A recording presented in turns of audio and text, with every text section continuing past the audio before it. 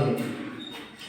Hi friends, कैसे हैं आप लोग। आज हम आए हैं एक नया वीडियो लेकर के, जिसमें हम बताएंगे ये क्लास 12 का सांतत्य चैप्टर यानी कंटिन्यूटी जिसको बोलते हैं, उस चैप्टर को लेकर के हम आए हैं।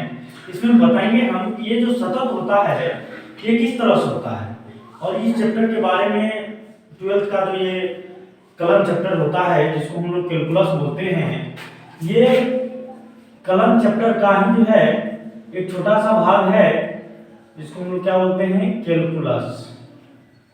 कैलकुलस बोलते हैं। इसी कैलकुलस से बोर्ड एग्जाम में लगभग 44 मार्क्स का पूछा जाता है।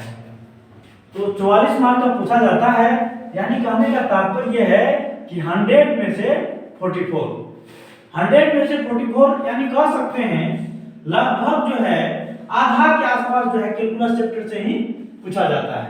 तो उसमें पढ़ना पड़ता है, अवकलन होता है, समाकलन पढ़ना पड़ता है, उसके बाद अवकल समीकरण पढ़ना पड़ता है, या अवकलन का अनुप्रयोग पढ़ना पड़ता है, अवकलन का अनुप्रयोग, समाकलन का अनुप्रयोग पढ़ना पड़ता है। इस तरह से और भी कई समाकलन का अनुप्रयोग, इस तरह से कई और भी चैप्टर है जिसमें कुल मिलाकर के जो है लगभग 44 मार्क्स का पूछा जाता है। यानी कह सकते हैं कि लगभग आधा मार्क जो है कैलकुलस से ही पूछा जाता है। तो इसी के बारे में, इसी का फर्स्ट चैप्टर जो है पहले सबसे पढ़े सांतत्य के बारे में आज हम बताएंगे, है ना। तो ये सांतत्य क्या होता है?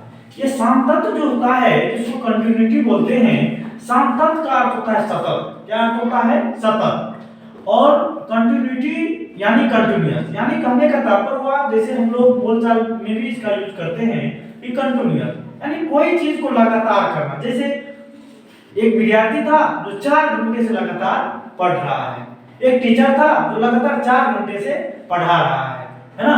ये चीज क्या हुआ? इसका अर्थ हुआ कंटिन्यूअस, लगातार, यानी कोई कार्य को क्या कर रहा है, लगातार रूप से कर रहा है। इसी के बारे में हम जो है आज पढ़ाएंगे, और यह पढ़ाने का एक अलग तरीका होगा जिसमें हम पढ़ेंगे कि कंटिन्यूटी यानी सतत और असतत क्या होता है। तो सतत और असतत के बारे में पढ़ेंगे, तो इसको समझाने के लिए एक जो है हम एक अपना तरीका से एक जो है हम कहानी रूप में बताते हैं यह क्या होता है। जैसे क्या हुआ, ये घटना रियल घटना है। एक बार क्या हुआ कि हम पटना जा रहे थे। यह एक दैनिक जीवन में घटित घटना है जो हमें लगा कि इस तरह से यदि जो है इसको समझा दिया जाए तो बच्चे को जल्दी ही सतत और असतत के बारे में समझ में आ जाएगा। इसीलिए इस कहानी को हम लेकर के आए हैं। तो ये क्या हुआ, एक बार की घटना है। एक बार हम क्या हुआ कि हम जा रहे थे पटना जब जा रहे थे तो मेरी जो ट्रेन थी वह सहरसा से, कहां से? सहरसा से खगड़िया के रास्ते, खगड़िया से होते हुए बेगूसराय से होते हुए पटना। तो मैं ट्रेन से जा रहा था। ट्रेन से जब जा रहा था तो उसी के दरमियान क्या हुआ कि जब सहरसा से पटना के लिए जाना था और पटना गया भी, जब पटना पहुंचा वहां में एक दोस्त से मिलना था। तो वह पटना स्टेशन पर आए हुए थे। वो आए और बोलता है, वो तुरंत मुझे पूछ देता है दोस्त कैसे हैं, तो जो होता है अपना हुआ। उसके बाद पूछता है हमसे कि आप जो आए हैं, आप एक गणित के टीचर हैं, तो आप बताइए कि सतत आए हैं असतत रूप में। हम बोले भाई ये क्या बात है, सतत या असतत? तो उन्होंने ही मुझे बताया कि ये सतत और असतत का कहानी कि सहरसा से जो आए तो कई जगह ट्रेन रुकी। तो हमने कहा 2 जगह। कहां? खगड़िया और बेगूसराय। तो खगड़िया और बेगूसराय में जो रुकी ट्रेन, तो क्या आप इसी ट्रेन पर थे, वहां पर उसी स्थान पे बैठे थे? हम बोले हाँ। उसका कहना था ये जो खगड़िया है इस स्थान से पहले आप कहां थे? तो हम बोले इसी ट्रेन में। उस स्थान पर आप कहां थे? उसी ट्रेन में। उस स्थान के बाद आप कहां थे? उसी ट्रेन में। तो उसका कहना हुआ इस पॉइंट के लिए आप क्या हुए, कंटिन्यूअस हुए यानी सतत हुए। इस पॉइंट के लिए सतत हुए। तो हमको भी समझ में आया, है भाई सही बात बता रहा है। उसके बाद बोले आप जो बेगूसराय आए, तो बेगूसराय में आप जो है बेगूसराय में कहाँ पढ़ते थे? हम बोले उसी स्थान पर। उससे पहले कहाँ पढ़ते थे? उसी स्थान पर। उसके बाद कहाँ पढ़ते थे? उसी स्थान पर।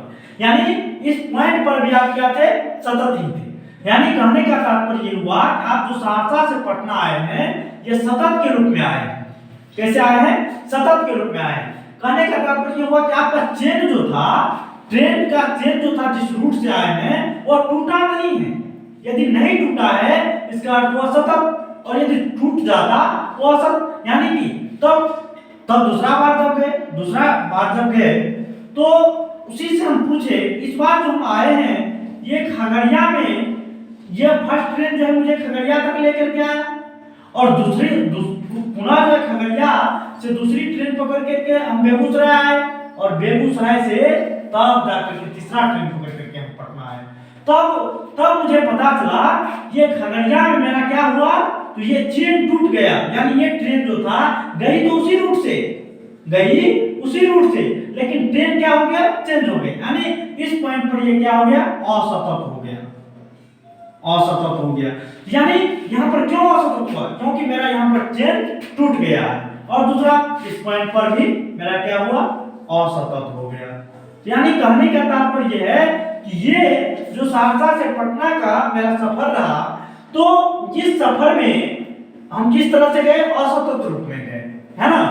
तो कहने का तात्पर्य ये हुआ, इसे कुल बात ये होता है, स्पष्ट ये होता है, जैसे हम एक बार पेन चलाए और इसका ग्राफ बनाए, एक बार पेन चलाने के बाद हम ग्राफ बनाए, और एक बार में ही मेरा वो पेन से ग्राफ बन जाता है।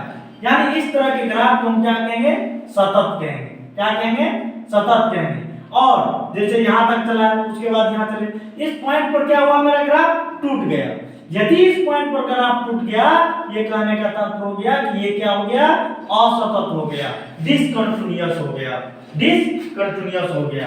तो यानी कहने का तात्पर्य ये था कि यदि आप मान लेते हैं कि सहरसा से पटना जाते हैं, ये भी हो सकता है इस कहानी में, सहरसा से पटना तक यदि आप जाते हैं, मान लेते हैं कि आप बेगूसराय में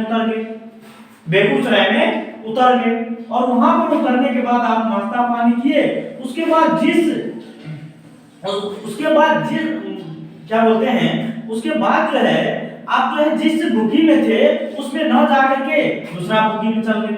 यानी यदि इस बुकी में उससे पाले थे कोई दूसरा बुकी में, लेकिन उसके बाद किसी दूसरे बुकी में चल गए, तो इस पॉइंट के लिए क्या हो गया?